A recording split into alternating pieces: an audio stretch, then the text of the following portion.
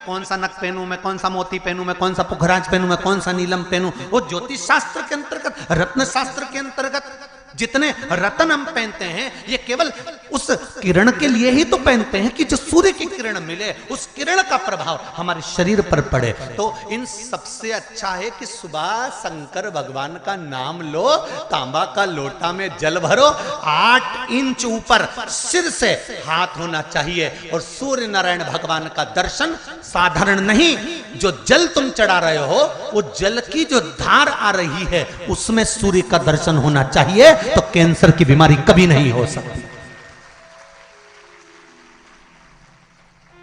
Liver, kidney, heart, आपके heart में अगर तकलीफ है, डॉक्टर ने कह दिया कि इसमें नस चोक है, आपको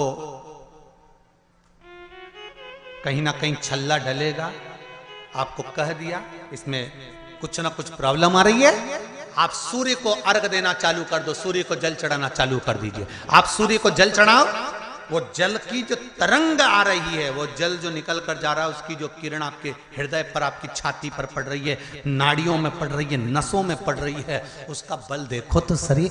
1 महीना लगातार चढ़ाओ तो 15 दिन 20 दिन कर तो देखो।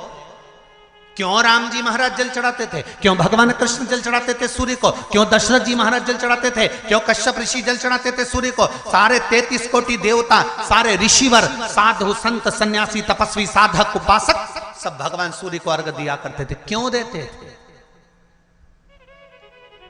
नारायण भगवान को जल चढ़ाते समय आपके पंजों की एड़ी ऊंची नहीं होना चाहिए, ध्यान दीजिएगा। आपका पंजा पांव का पूरा की पूरा जमा होना चाहिए भूमि पर। हाथ कितने इंच ऊपर?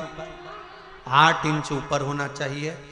जल जो गिरे, सूर्य की किरण, सूर्य का दर्शन उस जल की रोशनी में करना चाहिए। क्या होगा उससे? जिस बच्चे को आंख में चश्मा लगा हो, मोटे से मोटा चश्मा लगा हो, छूट नहीं रहा हो, तो थोड़े दिन उसको सूर्य का अर्घ चढ़वाना चालू कर दो और जल में से सूर्य का दर्शन कराना चालू कर दो। सूर्य का दर्शन जल में से 2 महीना 2.5 महीना बहुत है, आंख की रोशनी बढ़ जाएगी, चश्मा हट जाएगा।